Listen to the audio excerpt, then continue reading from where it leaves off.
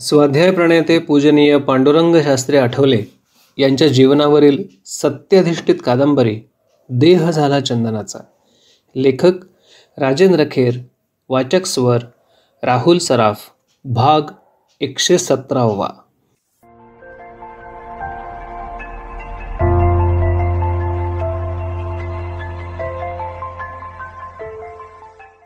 प्रत्येक समाजाच्या धारणेनुसार धर्म वेगवेगळे असू शकतात.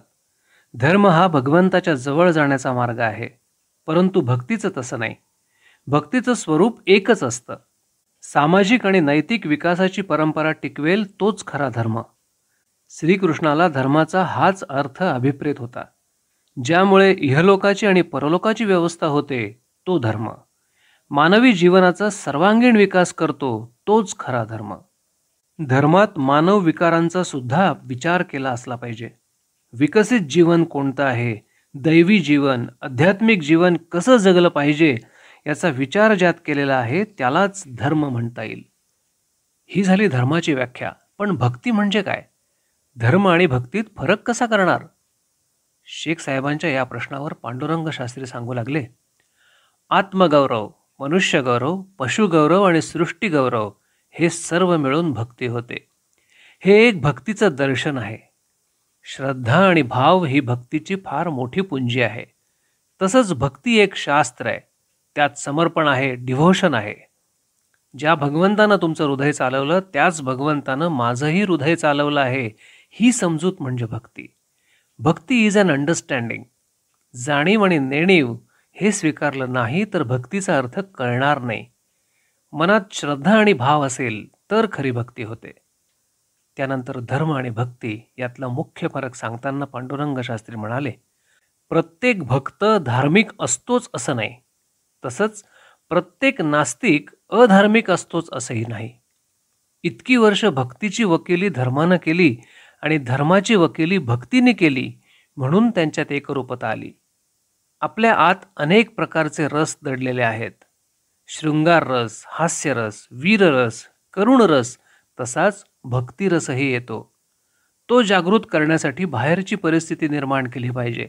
भक्तिरस जागृत केला पाहिजे हेच सांगण्यासाठी मी इथं आलोय.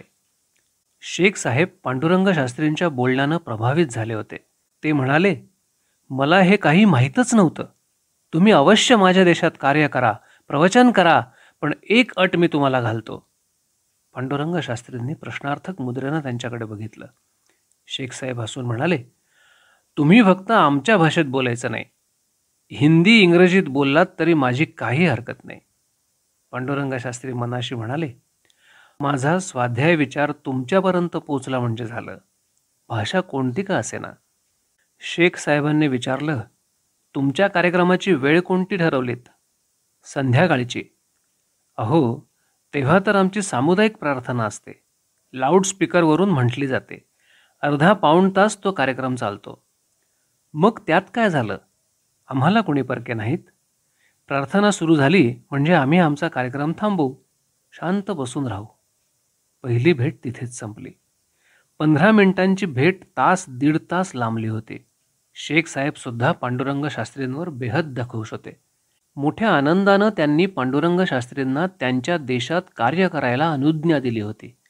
तिथून निघताना पांडुरंग शास्त्री मनाशी म्हणत होते, चिन्मयानंदांसारखा कसलेला माणूस मला जाऊ नका म्हणत होता, पण देवानं मला कोणती प्रेरणा दिली आणि ऐनवेळी कोणती हिंमत दिली कुणास ठाऊक. देवाच्या इच्छेनंच मध्य आशियात स्वाध्याय कार्याचा पाया आज रोवला जात आहे.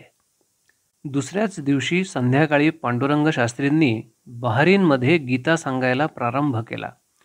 लाऊडस्पीकरवरून प्रार्थनेची बांग सुरू झाली की प्रवचन थांबवायचं हे त्यांनी निश्चित केलेलंच होतं. ठरल्याप्रमाणे पांडुरंग शास्त्रींचं प्रवचन सुरू झालं आणि काही वेळातच लाऊडस्पीकरवरून चहूबाजूंनी बांग ऐकू यायला लागली. बांगेच्या आवाजानं आसमंत दणाणून गेलं.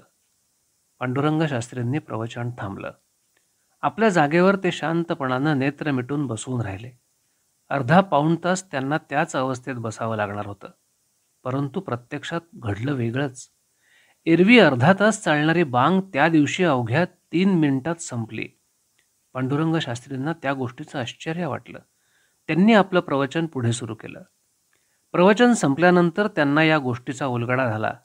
एका चांगल्या कार्यक्रमाचं आयोजन झालेलं आहे, त्यामुळे आजची प्रार्थना लवकर उरकायची आहे, अशी सूचना त्या दिवशी आधीच लाऊडस्पीकरवरून देण्यात आली होती.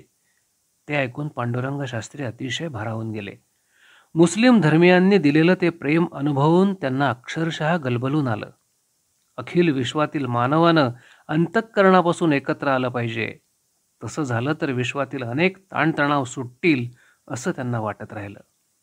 मध्य आशियात आणखी काही प्रवचनं केल्यानंतर आणि स्वाध्याय विचार दिल्यानंतर पांडुरंग शास्त्री मुंबईला परत निघाले. तेव्हा शेख साहेबांनी स्टेट अवॉर्ड देऊन त्यांचा मोठा गौरव केला. सुवर्णपदक देऊन त्यांचा सन्मान करण्यात आला. यश आता पांडुरंग शास्त्रींचा पाठपुरावा करत होतं. योग्य दिशेनं त्यांची मार्गक्रमणा चालली आहे याची पावती यशाच्या रूपानं त्यांना मिळत होती. मध्य आशियामधल्या मुस्लिम राष्ट्रात श्रीकृष्णाची गीता घेऊन जाणं ही गोष्ट आधी अशक्यप्राय वाटत होती, पण ती गोष्ट प्रत्यक्ष सत्यात उतरली होती. स्वाध्याय कार्याचा पाया मध्य आशियात रोवला गेला होता. शेख सारख्या राष्ट्रनेत्याला सुद्धा पांडुरंग शास्त्रींचे विचार पटले होते. तिथल्या सामान्य माणसालाही स्वाध्याय विचार भावला होता.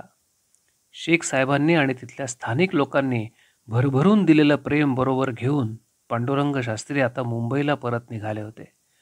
विमानात बसल्यानंतर पांडुरंग शास्त्री आपल्या यशस्वी दौऱ्याबद्दल विचार करताना मनात म्हणत होते, देवा, तूच मला हिंमत दिलीस म्हणून मी हे धाडस करू शकलो. त्यावेळेस सूर्य पश्चिमेकडे झुकला होता. स्वाध्यायरूपी सूर्य मात्र मध्य आशियात उगवला होता.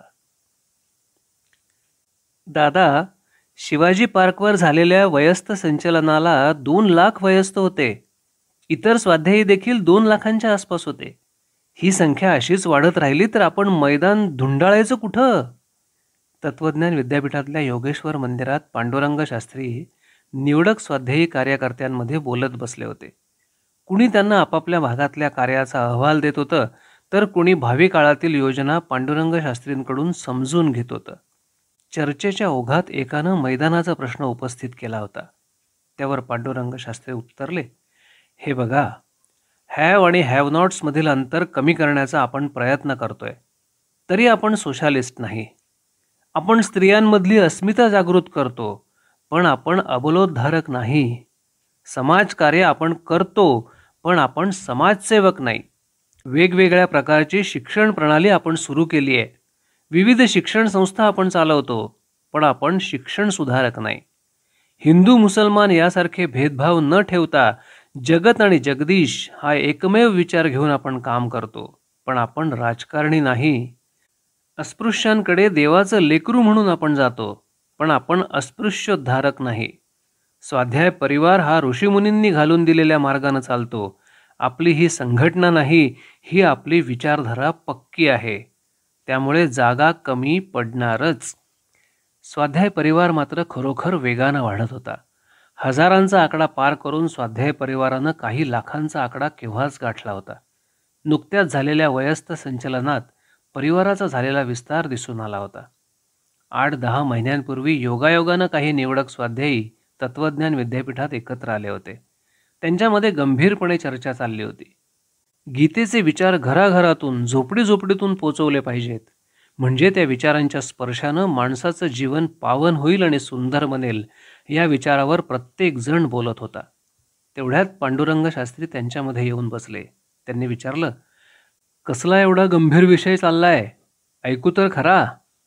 तेव्हा एक जण म्हणला, दादा, लवकरच एक अपूर्व योग येतोय. ईशश्रद्धेवर चालणाऱ्या आपल्या तत्वज्ञान विद्यापीठाला 25 वर्ष पूर्ण होत आहेत. अनन्याश्चिंतयन्तो माम या गीतेच्या श्लोकावर निष्ठा ठेवून कार्य करणारे आमचे पूज्य दादा आता 61th पदार्पण करतायत. आणि दादा, तिसराही एक योगायोग आहे. स्वाध्यायींनी इथे भरवलेल्या भक्तिसभेला 12 वर्ष पूर्ण होत आहेत. दुसऱ्याच्या बोलण्यावर पुन्हा पहिला म्हणाला, हा त्रिवेणी संगम साधून काही कार्यक्रम करावा असं आम्हाला वाटतं. गीता विचार. तेव्हा पांडुरंग शास्त्री उत्तरले, तत्वज्ञान विद्यापीठ प्रभूची लाडकी कन्या. ती तरुण झाली आहे. तुम्हीही तरुण आहात. तेव्हा तुमच्या तारुण्याला शोभेल असा काहीतरी निर्णय घेतला पाहिजे. तुम्ही बघतात, कोट्यावधी तरुण आपल्या भारतात दिशाहीन बनून फिरत आहेत. त्यांना काही विचार लाभावेत. दादा, तुमच्या प्रेरणेनं आम्ही काम करीत आहोत. आपण आशीर्वाद द्या, आम्ही अधिक काम करू. पण आता असं करायचं? आपण भक्तिसभा भरवली, भावमिलन समारोह साजरा केला. 50-60 हजार स्वाध्यायी स्वखर्चानं दूरदूरच्या खेड्यापाड्यातून आले होते. आता त्याहून अधिक लोकांना एकत्र जमवायचं म्हणजे व्यवस्थेच्या दृष्टीनं मोठी अडचण होईल. त्यासाठी आपण जिल्हा पातळीवर एकत्र यायचं. जिल्हा पातळीवर ही संख्या 10-20 हजारांची असावी. ती कल्पना सर्वांनाच मान्य झाली. या एकत्र येण्याला आपण वयस्थ संचलन असं नाव द्यायचं. वयस्थ संचलन? प्रत्येकानंच तशी पृच्छा केली होती. पांडुरंग शास्त्री हसून म्हणाले, हा शब्द थोडा अपरिचित आहे, पण अर्थपूर्ण आहे. वयस्थ म्हणजे सुपरिपक्व, यौवनपूर्ण, शक्तिशाली, ओजस्वी आणि स्थिर माणूस, अर्थात मॅच्युअर्ड, युथफुल, स्ट्रॉंग, पॉवरफुल आणि एस्टॅब्लिश्ड मॅन. हे स्पष्टीकरण सर्वांनाच आवडलं. पांडुरंग शास्त्री पुढे म्हणाले, माणूस 25 वर्षाचा होईपर्यंत जे काही उलटसुलट करत असतो त्यात बराच अविवेक असतो. वडिलांच्या धाकामुळे तो सरळ वागतो, त्यात जीवन व्यवहारातील परावलंबित्व असतं. पण 25 नंतर 40 पर्यंत तो जे काय करतो ते विवेकानं समजून उमजून करत असतो. जीवन व्यवहार स्थिर असल्यामुळे त्याला कुणाची भीती नसते, कुणाच्या दाबानं तो दबत नाही. पण त्या काळात जर तो बिघडला तर त्याचं जीवन चुकीच्या मार्गानं जातं. माणसाच्या जीवनात दिशा पकडण्याचा तो काळ आहे. म्हणून अशा लोकांना आपण भेटायचं. सर्वांच्या प्रश्नार्थक मुद्रा पांडुरंग शास्त्रींकडे लागून राहिल्या होत्या. हे बघा, आपण त्यांना त्रिकाल संध्या द्यायची. त्रिकाल संध्या? दादा, आजचा तरुण दिवसातून एकदाही संध्या करत नाही. तो त्रिकाल संध्या काय करेल?